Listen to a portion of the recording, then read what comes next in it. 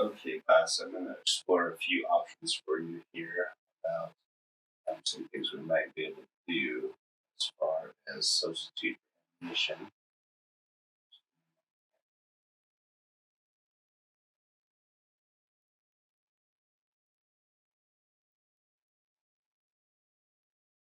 I'm just double checking my streaming settings real quick. Okay, hopefully you can hear me.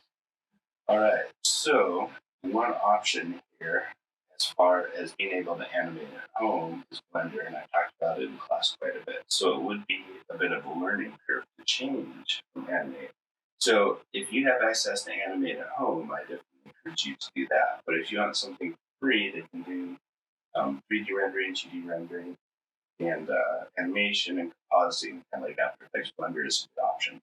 So I go to Blender 2.8. There's Blender. You should see 2.8. That's the newest one. And you can download it here. It's got copies for Mac and PC. So it's got a lot of cool options, like being able to use this grease pencil to do 2D animation, but also convert it to 3D. Now I already have it downloaded, so I'll leave you to the setup. You can find some information about how to do that online if you need to. Okay, so my copy here. Just go ahead and open up a new one, new window. Now, right off the bat, you can do general, which is 3D, 2D animation, sculpting, VFX video editing, it's got all that stuff. Let's start with 2D animation. So right now we have a blank background, and the way Blender works in 3D or 2D is somewhat similar. So the world properties are kind of what's around you. You can put in like some position and the backgrounds. So if you wanted a background picture, you could do like image, for instance, image for background. And choose an image. This part's a little trickier than it is in Animate. If you want to decide a solid color, let's see if we can get something in here.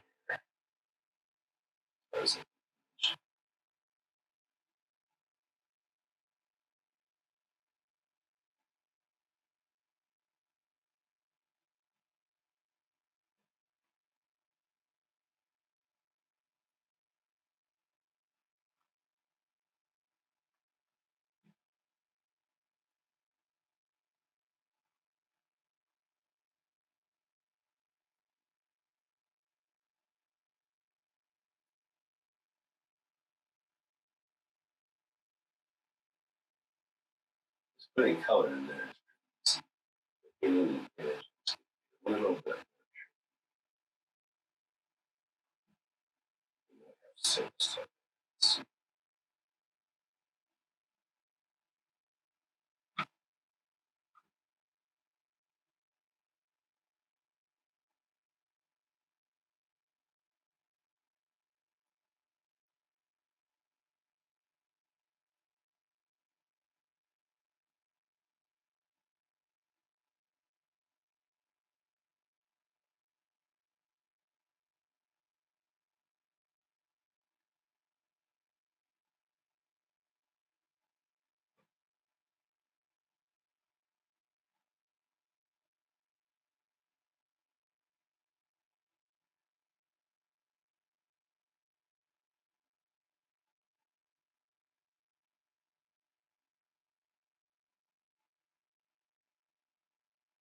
I think this is probably going to be a little bit more tricky than what I for now. So that's as a little bit. But for now, let's just start with.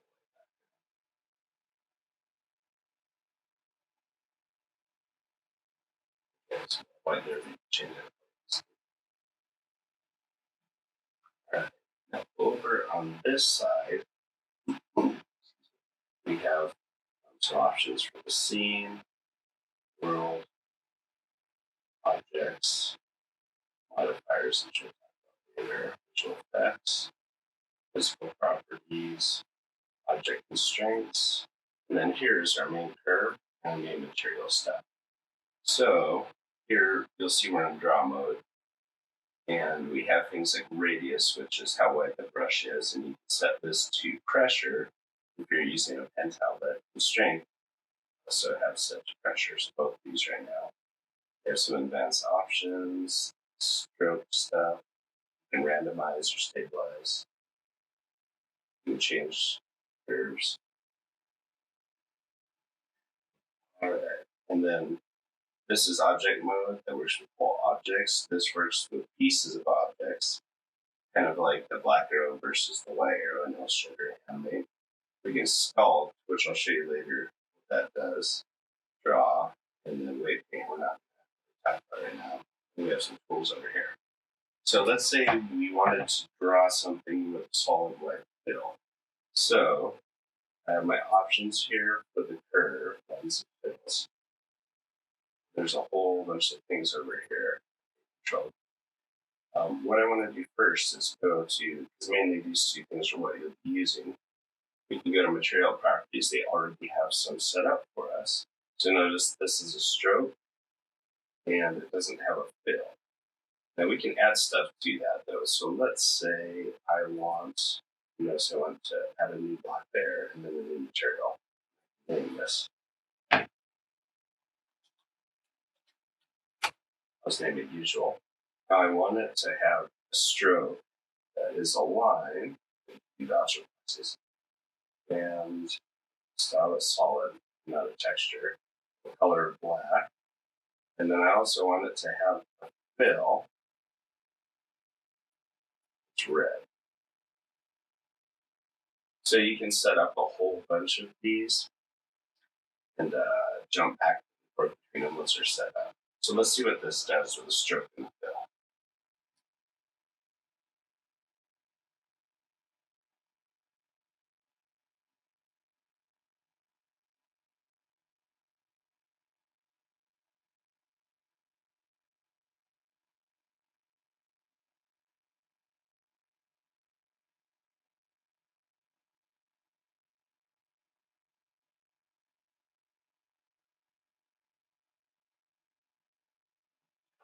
Okay, we have a general shape here, and you can see that it's got a stroke around it and a red fill. Let's try one that's gray here. So this has a gray stroke and a gray fill, so maybe I don't want that. Try black. Actually, let's add a new one. And let's do one that's a black stroke, white color. Let me check that one. There's some options here. Makes sense now. You can save libraries and stuff.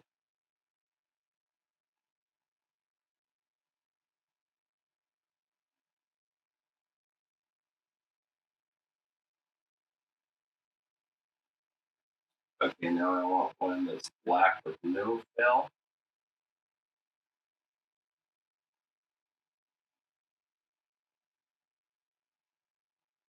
I turn my strength up. Okay.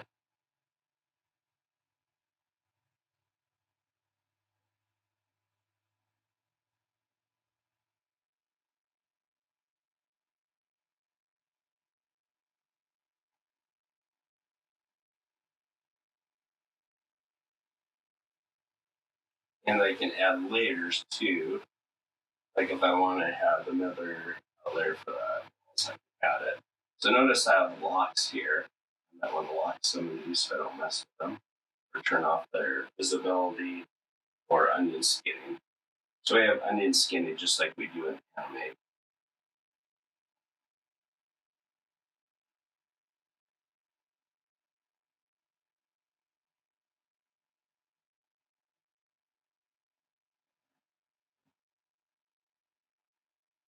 Now you'll notice I have it set up so it's sort of blending here.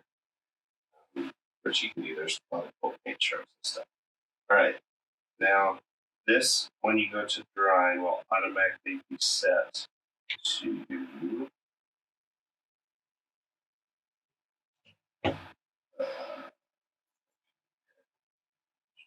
say timeline.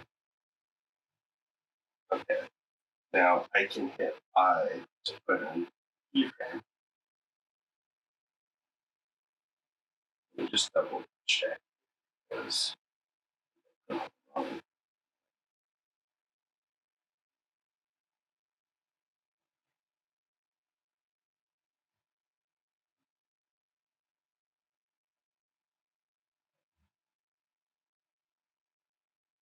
I have a whole bunch of different modes.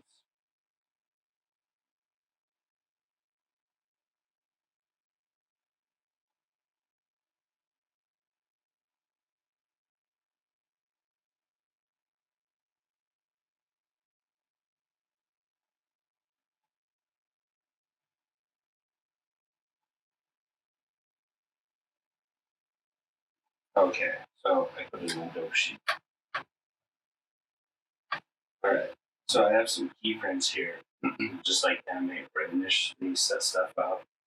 Let's move ahead a couple frames, so just hitting the right key on the keyboard.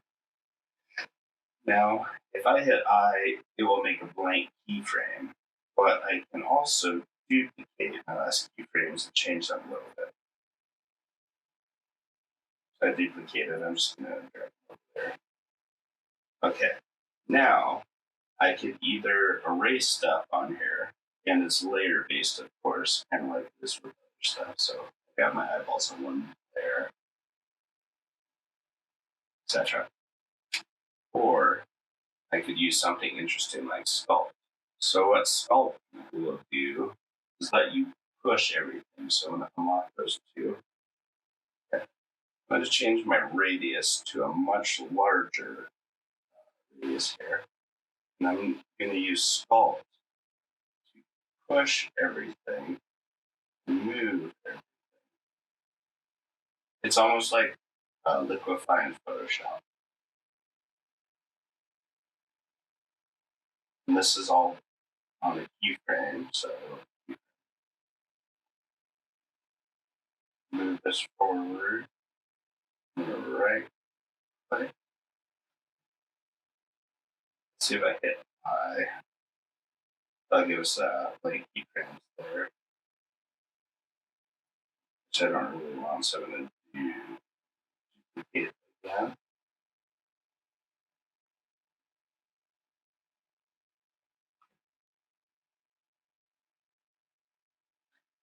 Okay, so that's sculpt, but we have other ways to work. We can work with the whole object.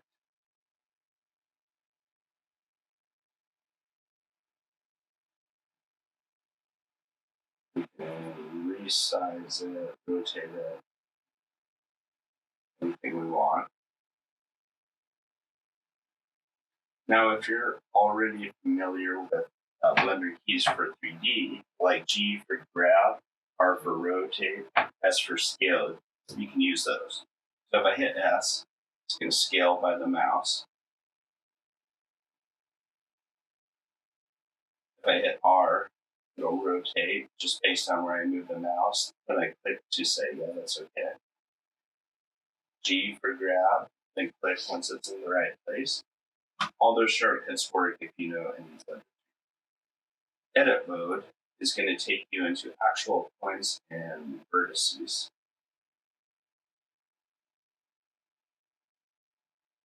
So you can do edits here. Now let's make sure I got the objects selected.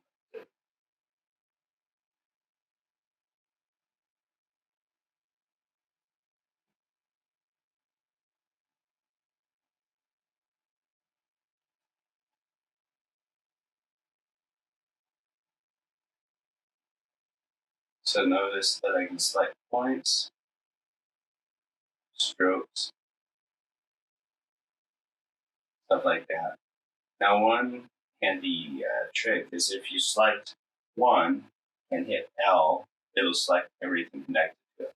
So for our whole outline, that's not super helpful. But if I had drawn the arm separately, or like say this one here, if I click one point and hit L, it'll select that whole line. I can move those points.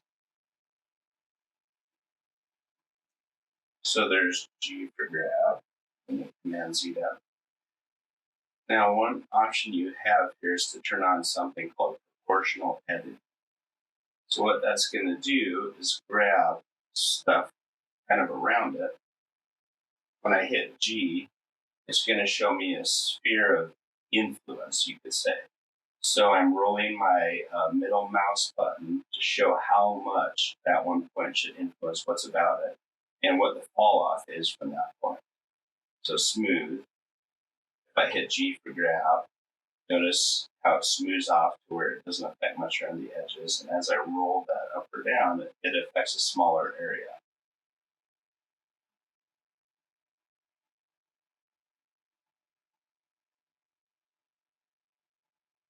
So we can edit that way. We can use sculpt. We have a lot of options.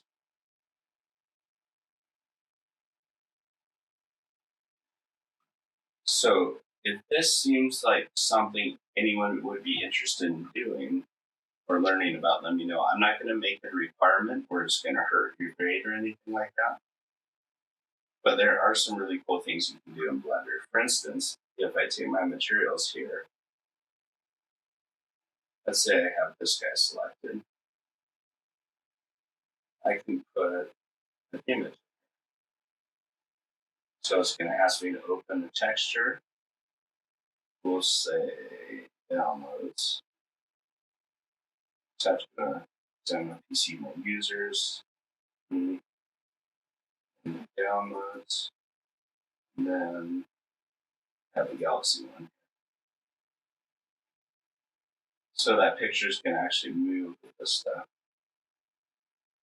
Now the cool thing about doing this is you're getting good experience with materials here. And what that allows you to do then is to transfer this to like 3D animation and still be comfortable with how those materials work.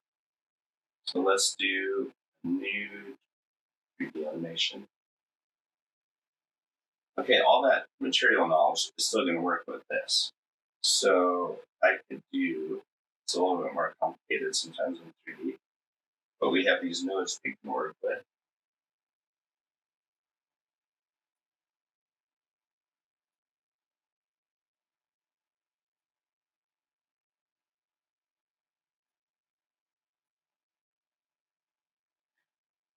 We could tell it we wanted a texture, image texture. And then we'll use that same Galaxy one. So now we're going to downloads again. Galaxy.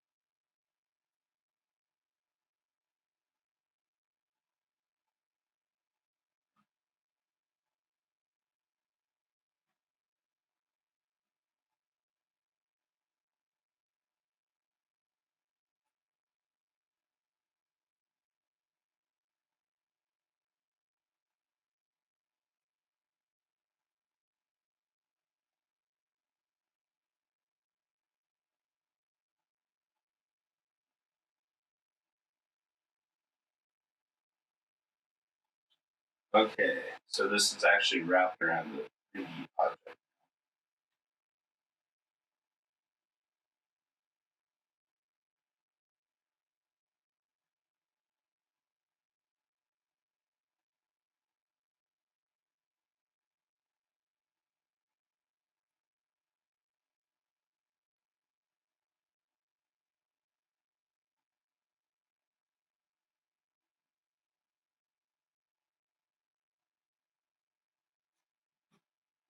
So it helps you kind of build some 3D skills if you're interested in that stuff. Kind of a preparation for materials. So if we were to do this, you're free to do tutorials on your own and stuff too, and I'll try and help you as much as I can. But you have to be aware this isn't something where I'm going to be very hard on you and be harsh grades if you don't pull it off perfectly at this point. since you're working from home and we're kind of in a new realm as far as education for the time being, this would be kind of bonus stuff you could learn. So you can email me or respond in comments on Classroom if any of you think this is something you would like to learn too. So you can all get this on your computers at home. The only thing I would caution you about is it might tend to run slowly if you have an older computer. I can give you more information on what type of stats you might need on your computer. So mine, for instance,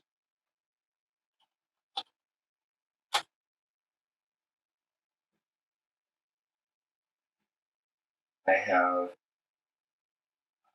an 8-core processor, the Ryzen 2700X. I have about 32 gigs of RAM, and then I have an NVIDIA 2080 RTX video card. So yeah, 32 gigs RAM, and then NVIDIA 2800 RTX card for video. So this thing is fairly powerful. However, if you were working in 2D on an older computer, you'd probably be all right. You don't even need to be running Windows 10 because they do have all the older versions of Blender. But Blender versions before 2.8 don't have as many 2D animation options on them. It's going to work a lot differently, so I wouldn't recommend that.